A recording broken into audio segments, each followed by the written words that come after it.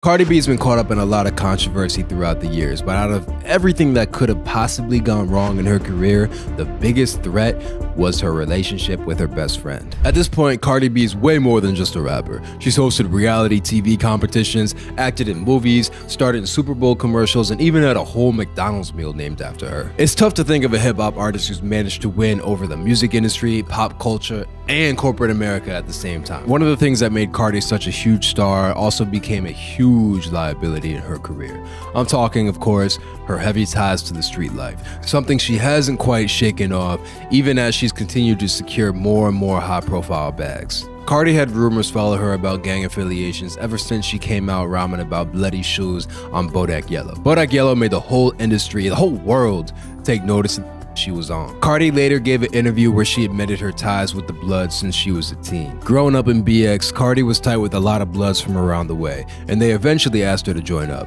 She claims that she left that lifestyle behind in high school, which doesn't necessarily add up. We'll get to that in a second. Cardi famously worked as a stripper before getting into music, and she notoriously bragged about drugging and robbing her customers when they passed out. It's obvious that she had plenty of hustles way before she racked up million-dollar endorsement deals. But the most important street tie Cardi had was her relationship to Yannette Rustpass, aka Star Brim. Star is considered to be the highest-ranking female member of the 5'9" Brims and is one of Cardi's closest friends. In 2018, Star Brim went to prison for 6 months after being convicted of wire fraud. When she was released, Cardi celebrated and shouted her out publicly, which immediately gave her clout that reached way beyond the streets. Star took advantage of the attention and rebranded herself into a social media personality, racking up almost 1 million followers on IG and launching her own podcast. Thing is, when Star got on the mic, she started airing out a lot of the street business, even bragging about the time she kidnapped a 5-year-old in order to draw out the kid's brother,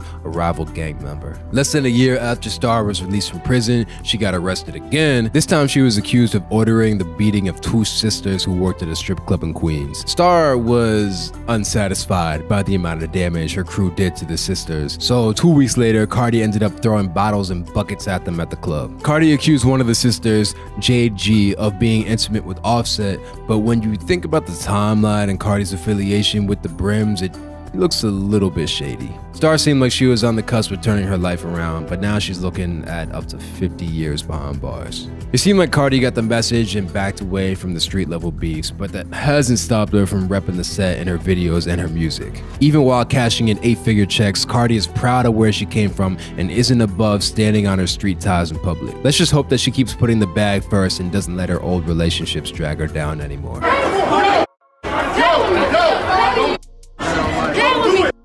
You know this beef is real when Nikki's husband got on IG talking about how he was gonna knock Cardi's teeth out. You don't beef this long over some petty industry bullshit. This is personal. And here comes Cardi B, pretty much out of nowhere, becoming one of the hottest rappers in the game overnight. The tension was already brewing, even though Nikki hadn't bothered to put out an album in 3 years. Later that same year, both of them would collaborate on the Migos song Motorsport, which ended up being the flashpoint that blew their beef wide open. There was widespread social media speculation that Nikki and Cardi were actually dissing each other in their verses. Then the news leaked of the behind-the-scenes drama on the set of the Motorsport video, where Cardi and Nikki wouldn't even shoot their scenes together. And then people found out the Migos had put Cardi on the song without consulting Nikki, plus Cardi's label had pushed Nikki to make changes to her verse. Nikki started to imply she was set up by the Migos to bring Cardi up at her expense. As Cardi geared up to release her debut album, Invasion of Privacy, she downplayed the speculation that she and Nikki were at war. Cardi blamed the internet for trying to stoke beef between the two of them and claimed that she had already spoken to Nikki in person. But let's be real, I don't think anyone was convinced these two didn't hate each other. There were too many shots taken and too many unanswered questions. All this sniping finally exploded into an infamous, full-fledged altercation at the New York Fashion Week that year. According to TMZ, Cardi approached Nikki's table at the Harper Bazaar party, reportedly because she wanted to call out Nikki for apparently making sneak comments about Cardi and Offset's infant daughter. But when Cardi ended up catching an elbow to the face, all hell broke loose. Cardi tried to fight Nikki and threw her shoe at her, while security intervened and dragged her away. Nikki later chimed in to say that she found the whole situation humiliating, denying that she talked about Cardi and Offset's kid, and went on to call out Cardi, quote, a disgusting pig. Calling a dead child a monkey, but telling people somebody talked about your child that never talked about your mother child, so you can get some sympathy points. FYI, she refers to black women as monkeys and roaches. Roaches! This woman is at the best stage in her career, and she's out here throwing bottles and throwing shoes? Who the is gonna give her a intervention? Get the out of here with this bull. Since 2008, the Cardi-Nicki beef has pretty much been locked in Cold War mode. That could have been all that happened, but Nicki's husband decided to take into his own hands. The next weekend, Kenneth Zoo Petty posted a video of him roaming around New York with his crew, calling out for Offset. He off the set. That whole gang can suck a He off the set. Yo, let's put you off the set. During the live stream, he also seemed to threaten Cardi, claiming that he'd knock her veneers out. That's kind of wild, bro. You're kind of bugging for that. Reports claim that Offset and Cardi were staying at a hotel in the same neighborhood that Petty was in. The next day, Offset responded, pretty much laughing off Petty's threats and claiming that he was just getting off a jet while Petty was wandering around broke. Problem is, Kenneth Petty still happens to be a convicted sex offender on probation. When the court learned about Zoo's livestream antics, they decided to go scorched earth on him. The judge sentenced Kenneth Petty to 100 days of home detention, determining that he had violated his probation by threatening Offset on social media. But hear me out. If you're 45 years old trying to beef publicly on IG, then you probably qualify as snitching on yourself. While Nicki and Cardi might be arch enemies, the careers have been kind of attached at the hip. Both of them are waiting to see what the other person is gonna do. While beef might be good for business and numbers, Cardi and Nicki's feud is intensely personal, which leads to the only real question: what's gonna happen next? Y'all, it's official. Cardi and Offset are no more. Offset's been rumored to have stepped out with Saweetie and Krishan Rock. Maybe that's why Cardi's not with them anymore. They've been shading each other on social media for months now, but the news that broke the floodgates open was when fans noticed the couple had unfollowed each other on Instagram. Cardi confirmed the rumors by declaring that she'd actually been single for a while now and that she needed to put herself first. I've been single for a minute now. Cardi even told fans that for 2024, she's looking to drop all the dead weight in her life. And by the looks of it, Offset definitely falls into that category. Cardi's hinted that she's outgrown her husband and she's looking for a fresh start. And by the sound of it, that means calling it quits on a long but super turbulent marriage. Here's the real question though: how do you move on after being power couple? Because when you look at their relationship timeline, few have done it on a bigger, grander level than Cardi and Offset. In October that same year, Offset would ask Cardi to marry him in the most public way possible. First off, Set dropped $500,000 on the engagement ring. And then, during a sold-out show in Philly, he got down on one knee and proposed. Cardi said yes, the crowd went apeshit, and the rest is history. Nah, I'm fucking with you. When it comes to these two, nothing is ever that easy.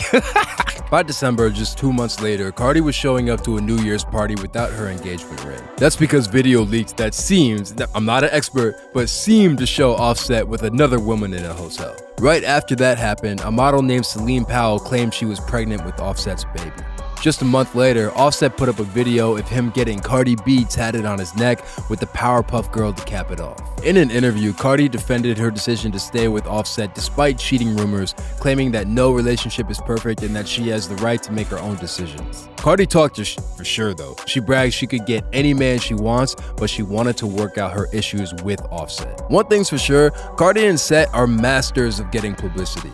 Maybe that's why Cardi revealed she was pregnant during, where else, a Saturday Night Live performance. Right after that, the two of them landed the cover of Rolling Stone together. Right next to the headline, Cardi B and Offset, a hip-hop love story. By July, their daughter, Kulture, named after Migos' iconic first album, was born. The problem was that by December, their relationship had imploded.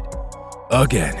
Cardi announced she was breaking up with Offset. She tried to win her back with maybe the most grandiose and badly thought out ways possible. During Cardi's headlining set at Rolling Loud, Set surprised his wife on stage with an elaborate, expensive floral arrangement, begging Cardi to take him back. Cardi wasn't f***ing with the gesture though. She looked obviously annoyed and booted Set and the roses he brought out the f*** off the stage. I don't know about y'all, but I'm sensing a little pattern here. Break up in December, fix it by the top of the year. It's almost like they work on a schedule. By September of 2020, just 5 days before their third wedding anniversary, Cardi filed for divorce. But by November that same year, the divorce was called off after Set and Cardi reunited for her 28th birthday party in Vegas. By the following summer, they showed up to the BET Awards and announced they had a second baby on the way. After the birth of their second baby, Wave, Set and Cardi were facing dark times. There was a lot of gossip out there that the Migos were officially over, and Offset had a rumored affair with Saweetie, who used to be with Quavo. Despite all the hardship, both Cardi and Offset scored a highly lucrative and attention-grabbing partnership with one of the biggest companies in the world. McDonald's launched a limited edition Cardi B and Offset themed meal right in time for Valentine's Day of 2023.